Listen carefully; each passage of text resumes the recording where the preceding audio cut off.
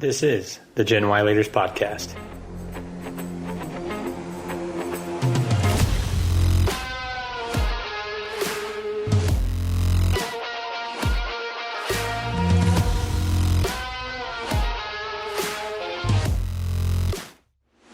Welcome to the Gen Y Leaders Podcast, where we guide millennials to become the next generation of business leaders and entrepreneurs. I'm your host, Eric Huey, and multiple times a month, we bring you interviews from high-performing millennials who are challenging perceptions and changing expectations of our generation. Our mission is to help you overcome fear, take action, and go confidently in the direction of your dreams. It's time to start preparing now, mainly because 10,000 baby boomers are retiring every day, which will create a vacuum of career opportunities that you've been waiting for. Will you be ready?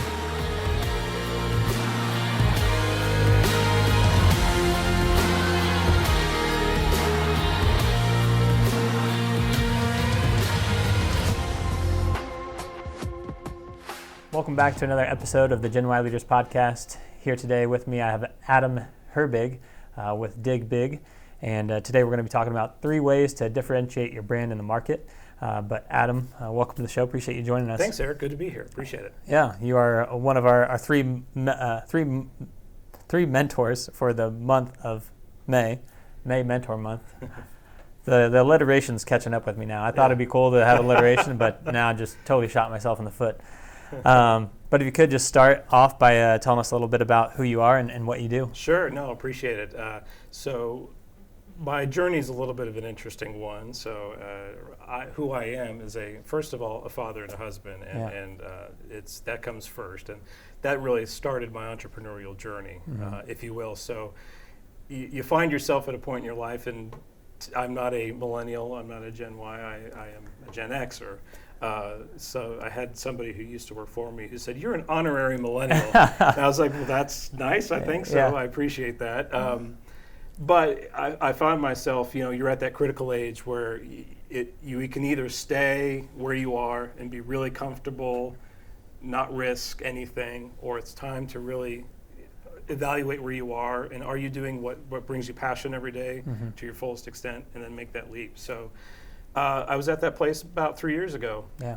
And really made that leap, due to family and where I want to be, and am I reaching my goals, personally and financially. So I started DigBig, and DigBig is a marketing consultancy that specializes in retail and product licensing. Gotcha. And that goes a lot of different directions. Yeah. How would you say that is differentiated from a typical advertising and marketing agency? Sure. It's focused really on helping those brands. Everybody talks about speaking to the customer directly on the end. So really what I help companies do is that gatekeeper, which is the buyer at retail. Yeah. And there's a whole different message and set of needs that need to be communicated to that buyer before you even get the product to the customer. Okay. And there's a dance, there's a communication that has to happen before that. That is very critical and is very specialized, and that's something I'd been doing where I was for several years in different capacities and for really large brands and at different retailers. So that's a unique thing I'm finding. Yeah. And I've learned a lot, and I continue to learn a lot about that. And from that, I'm able to take those skills and really translate them to different ways to help companies beyond retail. Okay. So I found that to be very useful too. Yeah, talk a little bit about your background. You mentioned making this pivot just a few years ago. What was your experience like leading up to that? Sure. My background, as most people who are in communications, is architecture. So my degree is a Bachelor of Interior Architecture from Kansas State. There you go. Yeah, got to represent. I'm very proud of that, obviously. Yeah. So the interior architecture degree is we learn architecture, the systems, the lighting, the everything that is, the space planning, but it's more about human factors. So with that, getting out of school, there's the option I had offers to design aircraft interiors, corporate interiors, planning this like rooms like this, and custom homes, or trade show exhibits. Okay. So I went that direction. Interesting. And now in hindsight, it sounds like that is genius. But I was like, oh, that sounds cool. I'm not going to be, doing red lines for ADA toilets, So I thought that'd be kind of fun, and people are putting their most money into that. So that's the the 22-year-old me logic. But in hindsight, when you think about it, trade shows are building a environment out of a marketing concept. Oh, yeah. So every week, if not 2 or 3 times a week, I'd get a marketing challenge that I'd have to assimilate and then build an experience out of. Yeah. Now they're called experiences. In 1999, they're like, build a thing, build a 10 by 10, a 20 by whatever. Right. So that was the boot camp for me.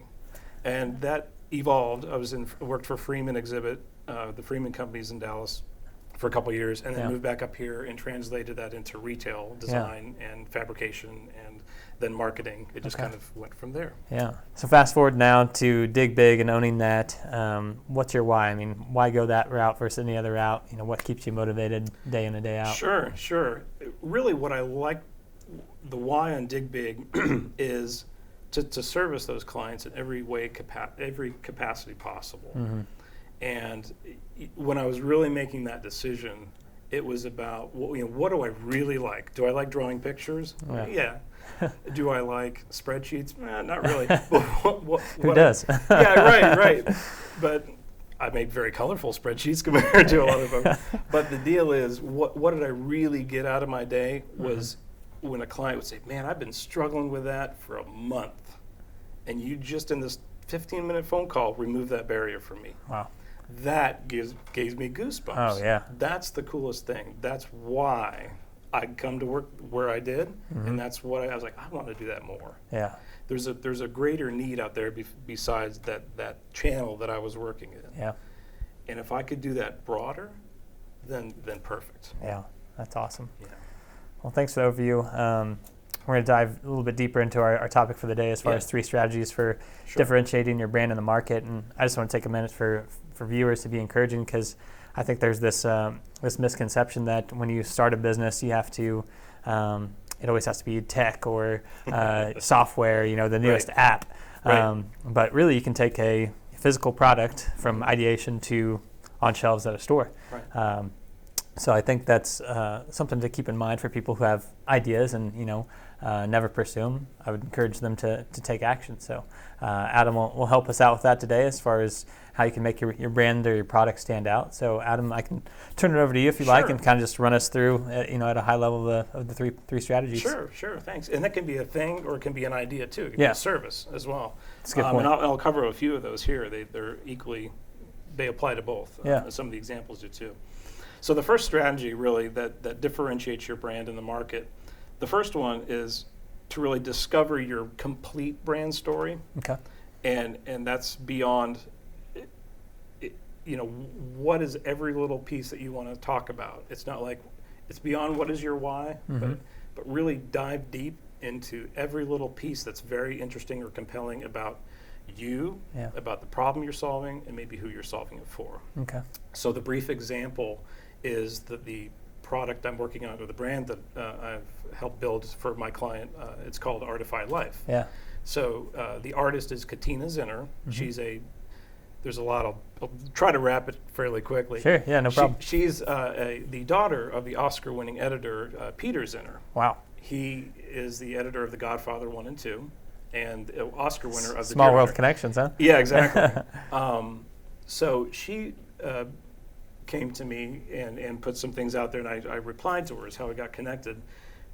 Basically saying, I'm an artist, I want to commercialize my art.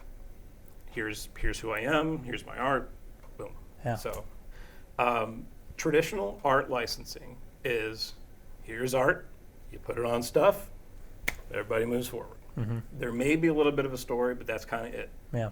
So the easy thing would be to follow that path. Yeah. You can differentiate yourself by the kind of art, that sort of thing. But I'm looking at her story, I'm like, and who she is. Right. And when you meet her, she's an enigma.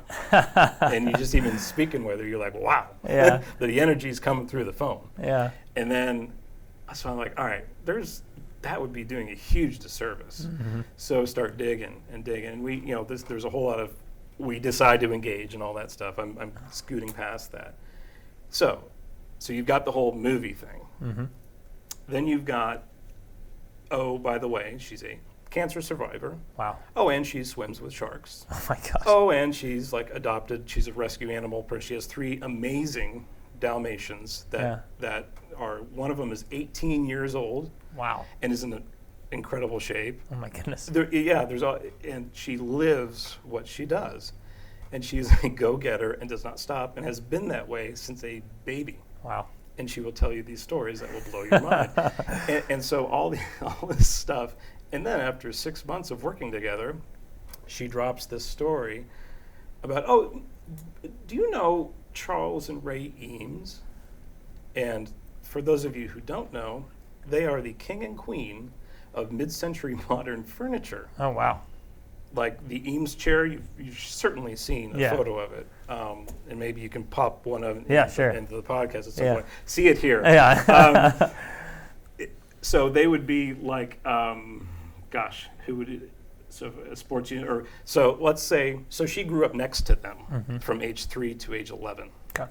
That would be like living next to Elvis in the furniture world. Right. I mean, so I built that case study house she lived next to in architecture school. Wow. And they're in books, and they're a part of the Herman Miller catalog. Okay. Big deal. Yeah. Not everybody grew up next to them. So that's another pillar. So I'm like, okay, we need to build a brand. Mm-hmm. And all of this wonderful stuff. And she's like, I just really want to infuse everybody's life with beautiful art so that they can be energized. That's a great way to summarize it sounds like. Right. Yeah. So she came up with a name, Artify Life. That's great. And so so to wrap that up, I said I was going to make it short, right? Oh, sorry. No, it's all right. It's good to have details. Yeah. So the idea is there's so much more there to dig into, and we had the 3 pillars of design, movie, and philanthropy, basically. Okay. And so now that's a big part of ours, obviously, with helping animals, and now 10% of her license royalties or 5% of e-commerce sales go directly to these charities. Yeah. Because that's what she lives it. Yeah. And she does it. And what exactly is she putting her art on? Primarily household goods? I mean, what's right now entail? It's fashion. Because we're producing that ourselves, so we're working on licensing programs to go beyond into hard lines. Okay. And that's what's available right now. We've got leggings, women's leggings. We've got some bags. We've got some cell phone cases. If I had it with me, I would have gone ding. But we'll show that too. Sure.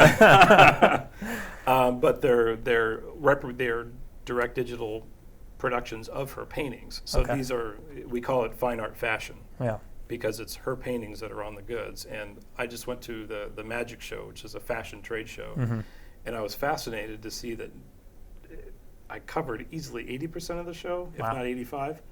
I didn't see anyone else who's doing fine art like this produced on garments. Wow. Like where it's a painting that you can then wear. Yeah, unique concept, huh? Yeah, where it's bold and you can see the paintbrush strokes, and that's where we have these garments that are like that, and they're high quality. They're made in the USA, so it's holistic. Yeah. Made in the USA, recyclable materials, and comfortable. Yeah, that's exciting. Yeah. So, wow, we went off for a while. That's all right.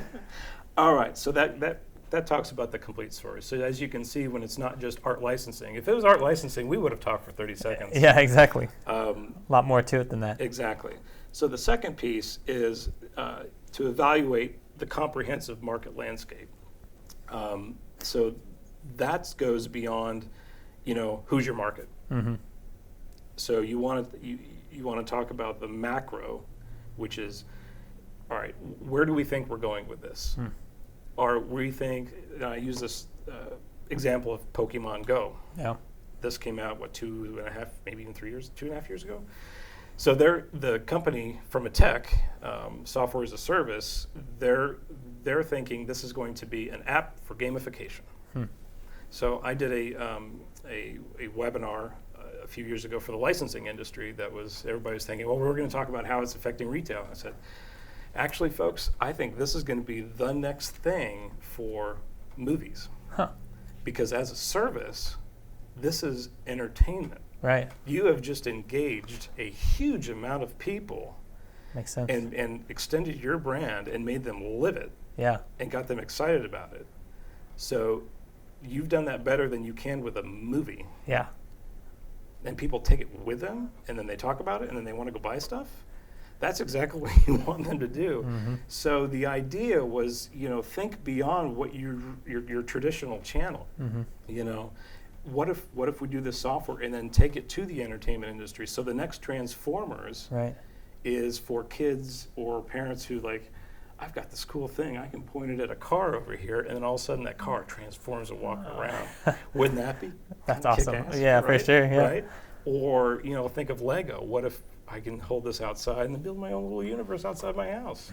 Total brand experience. Yeah. Right. So it's being able to think outside your channel and what your intent is going to do. So that's the macro of it. So the micro, as what I mentioned to you before, was how does your brand live across different channels? Yeah. So it's already set, your folks, and you got to differentiate them. So what does it look like at CVS? And this is, again, where those buyers say, well, Walmart looks like that. We can't have the same thing, or if we do, Target wants to look different. Yeah. So what is your, the differentiation? Is it timing? Is it price? Is it unique item? Is it a specific style guide? Yeah. Is it a offer? Is it a partnership with another group that's unique to a channel?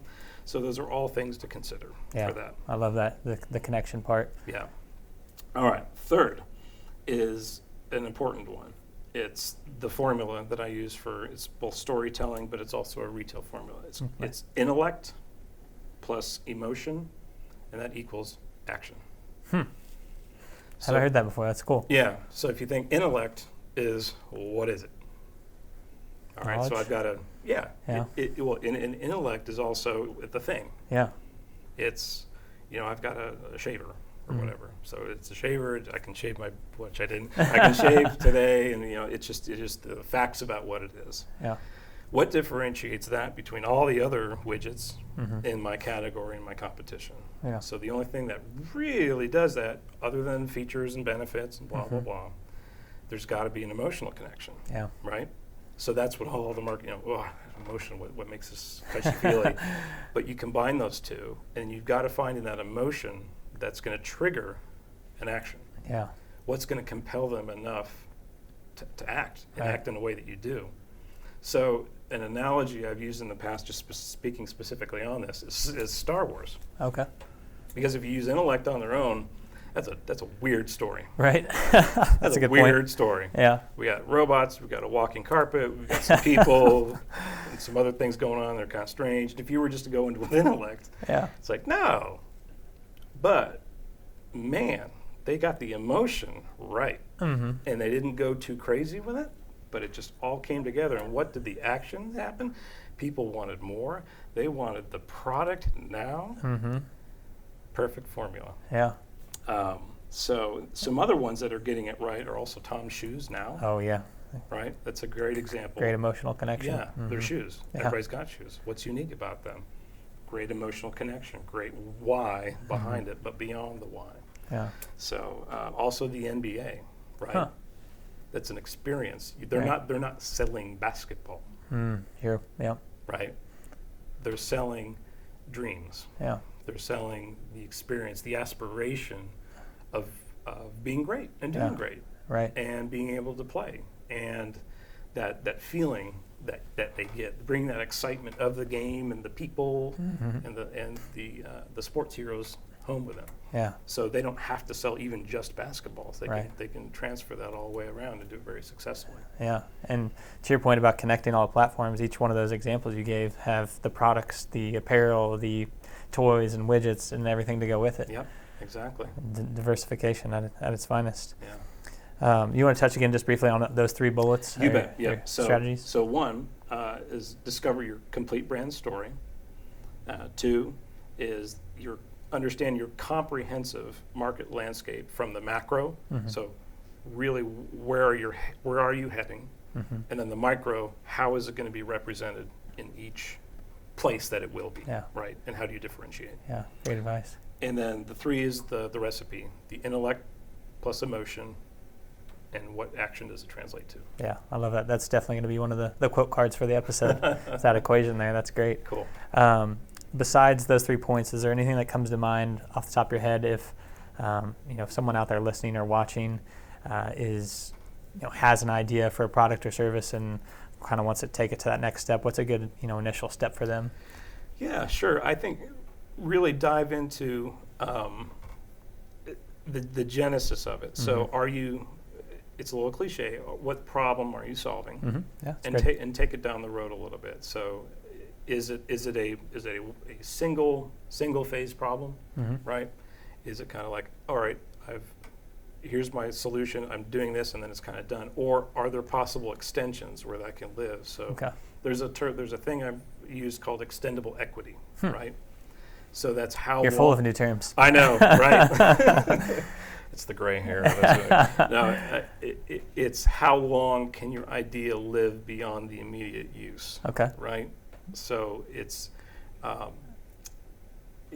you don't really want to be a one and done, like in entertainment, right? Right. You don't want to be a top 40 and then you're on some VH1 special 10 years later saying, where are they now, right? So what can you do that solves the problem, meets the need, but it's so good, people are like, God, what else did they do? Yeah. What other problem that's tangential to this could they possibly solve? Okay.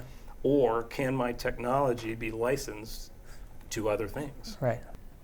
Adam, one question I always ask every guest on the show is, what books or resources have made an impact on your life or business? So are there any resources like that come to mind, whether books or podcasts or blogs, anything like that? Sure. And those of you who know me are probably laughing right now because you know I'm not a big reader, but there are actually two that have really been impactful lately. One of them is from an author and a strategic partner of mine named Pete Canalicchio. And his book is called Expand, Grow, and Thrive. And it's on the branding and product licensing side. So I highly recommend that one for anybody who's considering starting a brand or developing a brand now, either if you're starting or actually those folks who are in the CPG industry. Okay. It's a great read. Yeah. The other one is, again, kind of a cliche, but it's Dare to Lead by Brené Brown. Oh, yeah. And that's been really, just as I've started my own business, just kind of one of those things. It's like, all right, she's just raw. Yeah. And I've really enjoyed that. I'm not all the way through, to be perfectly transparent. Yeah. See the beginning of this conversation. But it's just been a helpful kind of guide when I get up in the morning and sit down, drink coffee, and read it. It's a helpful way to start the morning. Yeah, I've heard Brené Brown being talked about more and more. So, sounds like it's a good resource for sure. Definitely. Adam, where can people best get a hold of you if they want business or personal advice on their product or service idea? Sure, thanks. So you can always go to my website. It's DigBigLLC.com. Okay. Reach out to me directly. It's just Adam at DigBigLLC.com. Follow me on Instagram. I don't post like every day. Yeah. Because you run a business. Kind of running two with Artify Life. Right. But it's just at DigBigLLC, both on Facebook and Instagram. Or please, LinkedIn also is another way to find me there. So happy to connect and find out a way to help you or put you in the path that'll best serve you. Yeah, and we'll link to all those resources that Adam mentioned in the show notes, so be sure to check them out there. Yep. Adam, that pretty much wraps it up. Thanks Wonderful. So much for your time today. Really appreciate it. Appreciate the invitation and hope it's very helpful to your audience. Yeah, sure will be. All right. Take care. Thanks. That wraps up today's episode. We hope to have brought you some valuable key takeaways. Most importantly, whatever you learned, take action on it. Apply it to your life. Apply it to your career. Motivation and inspiration only come as a result of taking that first step. So if you're enjoying the podcast, don't forget to like and subscribe on whichever platform you found the show. You can also follow us on all the major social media platforms or contact us directly at genwhyleaders@gmail.com.